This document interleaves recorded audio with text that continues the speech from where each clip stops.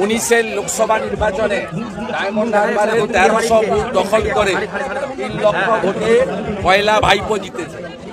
Diamond হারবারে 21 সালে বিধানসভা নির্বাচনের পরে 6 থেকে 8 জন বিজেপি কর্মী, বিশেষ করে শিডিউল কাস্ট সম্প্রদায়ের লোক, তাদেরকে খুন হতে হয়েছে তৃণমূলের গুন্ডাদের হাতে। 6টা সিবিআই কেস এফআইআর হয়েছে শুধু ডায়মন্ড হারবারে 21 সালের পরে। এবং ডায়মন্ড হারবারে পঞ্চায়েত নির্বাচনও এবারে সবচেয়ে বেশি লুট, গণনা কেন্দ্র লুট আপনারা দেখেছেন। তাই ডায়মন্ড হারবার মডেল মানে নাৎসিজম, ডায়মন্ড হারবার মডেল মানে ফ্যাসিবাদ, ডায়মন্ড হারবার মডেল মানে একনায়কতন্ত্র, ডায়মন্ড হারবার মডেল মানে লুটের ভোট আর খুন, ধর্ষণ, হত্যা। কিসের ভিত্তিতে তাহলে এই পুরস্কার? কিসের ভিত্তিতে এই পুরস্কার? না, আপনি যে কোম্পানির মানে মিডিয়া গ্রুপের যে রিপোর্টার, সেই গ্রুপের মালিক যদি বলে যে আমি নিজেই নিজেকে পুরস্কৃত করলাম, আমার টিআরপি সবচেয়ে বেশি, সেলফ ডিক্লেয়ার, এটা তো তাই।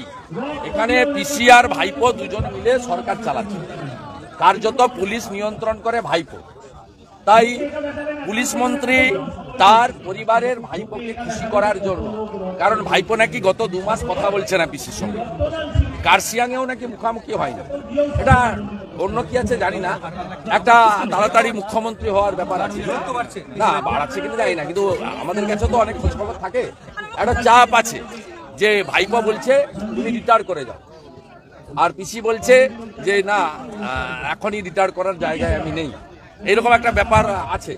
সেই ব্যাপারটা থাকার জন্য পিসি বা স্বরাষ্ট্রমন্ত্রী ভাইপোকে পুরস্কার করেছে, নিজেদের পুরস্কার নিজেরা নিয়েছে, সেলফ ডিক্লেয়ার। অতএব এটা নিয়ে আলাদা করে কারোর ইন্টারেস্টও নেই, এটা নিয়ে ডায়মন্ড হারবার পুলিশ জেলাকে নিয়ে কেউ হই হই চই চই রই রই করছে।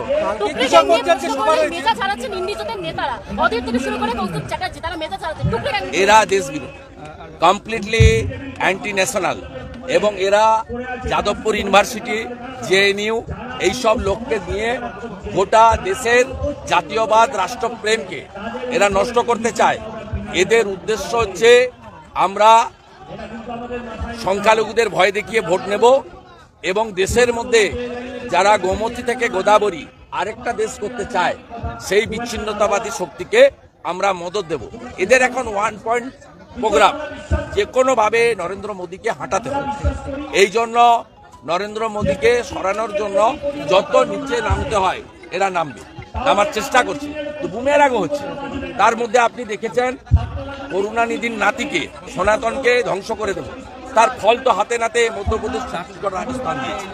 তারপরে রাহুল গান্ধী কাস্ট সেন্সাস করবে, মাইনরিটিদেরকে ভয় দেখাবো যে বিজেপি এলে তোমাদের বিপদ, আর নন মাইনরিটি মানে বিশেষ করে সনাতন হিন্দুদেরকে জাত পাতের ভিত্তিতে ভাগ করে দেবো। This is their aim and object, এবং মূল উদ্দেশ্যটা হচ্ছে যে যেভাবেই হোক নরেন্দ্র মোদীজিকে এবং বিজেপিকে ক্ষমতা থেকে বাইরে রাখা, কিন্তু এটাতে সফল হবে না।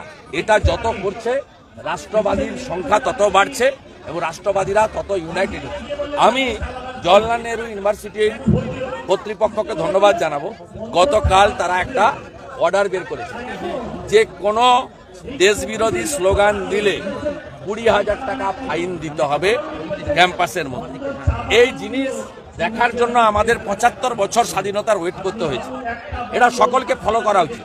আমি নিজে যাদবপুরে যুব মোর্চার প্রোগ্রাম থেকে ফেরার সময় ওদের চরিত্র এবং ওদের স্বরূপ দেখেছি।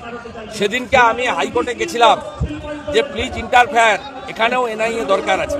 আজকে ললিত ঝায়ের ইস্যুর পরে প্রমাণ হয়েছে যে সেদিনকার আমার বক্তব্য সঠিক ছিল। আজকে কুণাল ঘোষ বলেছেন যে 2036 পর্যন্ত মমতা বন্দ্যোপাধ্যায় মুখ্যমন্ত্রী থাকবেন, তৃণমূল ভাঙবে না, কি বলবেন? আমি এরকম চোর ডাকাতের কথার উত্তর দিই না, দেব। আমি নরকুমার কিচের কথার উত্তর দিই না, দেব। যারা উনি কি ধর্ম পালন করেন?